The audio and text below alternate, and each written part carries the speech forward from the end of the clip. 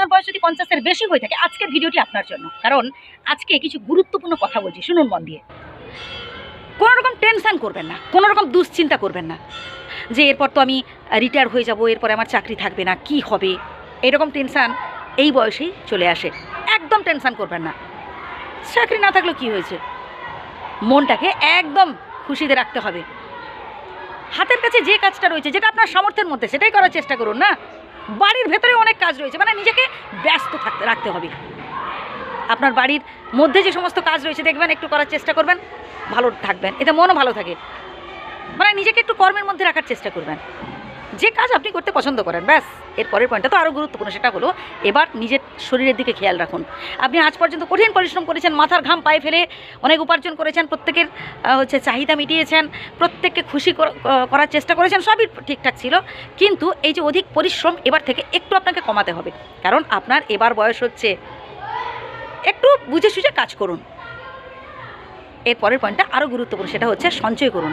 আপনি উপার্জন করেছেন, খরচা করে গেছেন, পুরোটা সঞ্চয় করেন। এবার থেকে অল্প হলেও সঞ্চয় করুন, কারণ আজকের এই অল্প সঞ্চিত অর্থ এই পরবর্তীকালে একটা সময় আপনার অনেক বড় কাজে লাগবে। এর পরের পয়েন্টটা আরও গুরুত্বপূর্ণ, সেটা হলো কাউকে আবেগের বশে কিংবা অধিক ভালোবেসে ফেলে আপনার অর্জিত সব কিছু লিখে দেবেন না।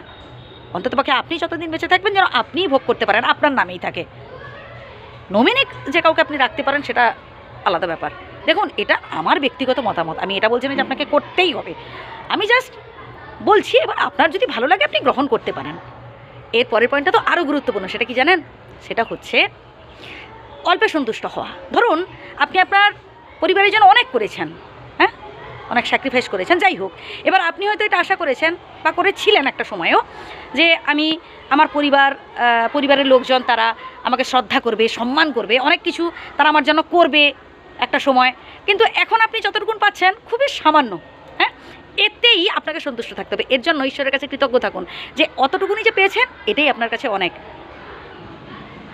ধরুন, যে মানুষগুলো আপনার সাথে কথা বলতে চাইছে না, যে মানুষগুলো হয়তো আপনার সাথে একটু আপনার থেকে দূরে দূরে থাকতে চাইছে, আপনার জোর করে তাদের তেল দেওয়ার দরকার নেই, জোর করে তাদের সাথে বেশি যেচে পড়ে কথা বলারও দরকার নেই। আপনার যেসব মানুষদের ভালো লাগে তার সাথে কথা বলুন, যারা আপনাকে সম্মান করে। বিশেষ করে আপনার বয়সী বন্ধু বান্ধবদের সাথে আপনি কথা বলতে পারেন, আপনার মনের কথা তাদের কাছে বলতে পারেন, তারা তাদের মনের কথা আপনার কাছে শেয়ার করবে। ধীরে দেখবেন আপনাদের মধ্যে একটা সুন্দর রিলেশনও গড়ে উঠবে।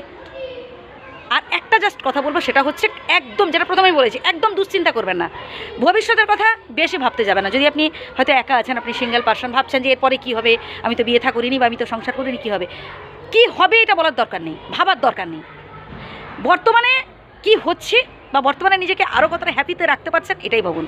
ভাই, যে কদিন আছি হেসে খেলে কাটাবো, ব্যাস, একদম বিন্দাস। ভালো থাকবেন। যদি ভুল বলে থাকি ক্ষমা করবেন। ধন্যবাদ।